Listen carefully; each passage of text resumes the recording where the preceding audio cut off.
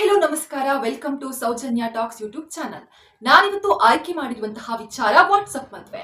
ಏನಿದು ವಾಟ್ಸ್ಆಪ್ ಮದ್ವೆ? ವಾಟ್ಸ್ಆಪ್ ನಲ್ಲಿ ಮದ್ವೆ ಆಗೋಕೆ ಸಾಧ್ಯನಾ? ಎಲ್ಲ ಪ್ರಶ್ನೆಗಳು ನಿಮಗೆ ಕಾಡ್ತಾ ಇರಬಹುದು. ಅದಕ್ಕೆ ಉತ್ತರವನ್ನ ನೀಡ್ತೀನಿ. ಇದೇನ್ ವಾಟ್ಸ್ಆಪ್ ಮದ್ವೆ ಅಂತ ನೀವು ತಿಳ್ಕೋಬೇಕು ಅಂದ್ರೆ ಈ ವಿಡಿಯೋವನ್ನ ಪೂರ್ತಿಯಾಗಿ ನೋಡ್ಲೇಬೇಕು. ಅಪ್ರಾಪ್ತ ಜೋಡಿಗಳಿಬ್ರು ವಾಟ್ಸ್ಆಪ್ ಮೂಲಕ ಕಾಬೂಲ್ ಹೈ ಅಂತ ಹೇಳಿ ಮದ್ವೆಯನ್ನ ಆಗಿದ್ದಾರೆ.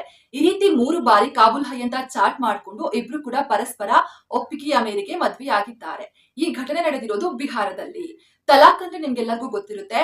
ಮುಸ್ಲಿಂ ಧರ್ಮದಲ್ಲಿ 3 ಬಾರಿ ತಲಾಕ್ ಹೇಳಿದ್ರೆ ಅವರ ಮದ್ವೆ ಮುರಿದು ಬಿತ್ತು ಅಂತಾನೆ ಅರ್ಥ.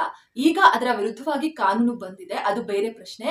ಅದೇ ರೀತಿ ತಲಾಕ್ ಅಂದ್ರೆ ಹೇಗೆ ಮದ್ವೆ ಮುರಿದು ಬೀಳುತ್ತೆ ಅಂತ ಅರ್ಥನೋ, ಅದೇ ರೀತಿ ಮುಸ್ಲಿಂ ಧರ್ಮದಲ್ಲಿ ಕಾಬೂಲ್ ಹೈ ಅಂತ ಅಂದ್ರೆ 3 ಸಾರಿ ಕಾಬೂಲ್ ಹೈ ಅಂತ ಹೇಳಿದ್ರೆ ಅವರಿಬ್ರು ಮದ್ವೆ ಆದ್ರು ಅಂತ ಅರ್ಥ. ಅಂದ್ರೆ ಆ ಜೋಡಿಗೆ ಮದ್ವೆ ಆಯ್ತು ಅಂತ ಅರ್ಥ.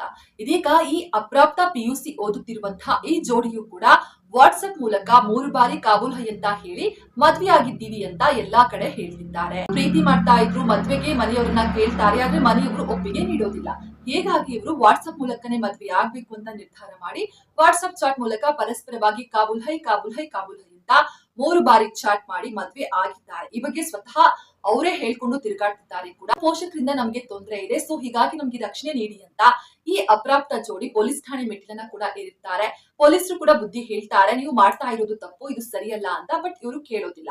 ಪೊಲೀಸರು ಈ ಬಗ್ಗೆ ಯಾವುದೇ ದೂರನ್ನ ಕೂಡ ತಗೊಂಡಿಲ್ಲ. ಅವರ ತಂದೆ ತಾಯಿ ಬಂದು ಕಂಪ್ಲೇಂಟ್ ಕೊಡ್ಲಿ, ನಾವು ಆಮೇಲೆ ದೂರನ್ನ ತೆಗೆದುಕೊಳ್ತೀವಿ. ಕೇವಲ ಇವರಿಬ್ಬರ ಹೇಳಿಕೆಗಳನ್ನ ನಂಬ್ಕೊಂಡು ನಾವು ದೂರ ತಗೊಳ್ಳೋದಕ್ಕೆ ಆಗೋದಿಲ್ಲ ಅಂತಿದ್ದಾರೆ. ಇನ್ನು ಇತ್ತೀಚೆಗಂತೂ ಸಾಮಾಜಿಕ ಜಾಲತಾಣ ಒಳ್ಳೆ ಕೆಲಸಕ್ಕೆ ಬಳಕೆಯಾಗೋದಕ್ಕಿಂತ ಹೆಚ್ಚಾಗಿ ಕೆಟ್ಟ ಕೆಲಸಗಳಿಗೆ ಬಳಕೆಯಾಗ್ತಾ ಇದೆ.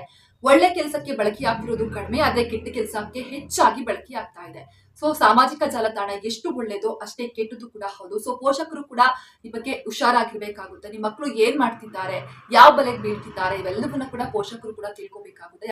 ಸೊ ಇದೇ ನೋಡಿ ವಾಟ್ಸ್ಆಪ್ ಮದ್ವೆ, ಅದು ಕೂಡ ಅಪ್ರಾಪ್ತ ಜೋಡಿಗಳ ವಾಟ್ಸ್ಆಪ್ ಮದ್ವೆ. ಈ ಸ್ಟೋರಿ ಇಷ್ಟ ಆಗಿದ್ರೆ ನನ್ನ ಚಾನೆಲ್ ನ ಸಬ್ಸ್ಕ್ರೈಬ್ ಆಗಿ, ಲೈಕ್ ಮಾಡಿ, ಕಾಮೆಂಟ್ ಮಾಡಿ, ಶೇರ್ ಮಾಡಿ. ಮುಂದಿನ ದಿನಗಳಲ್ಲಿ ಇನ್ನೂ ಕೂಡ ಒಳ್ಳೊಳ್ಳೆ ಕಂಟೆಂಟ್ ಗಳನ್ನ ನೀಡುವ ಪ್ರಯತ್ನ ಮಾಡ್ತೀನಿ. Thank you for the watching.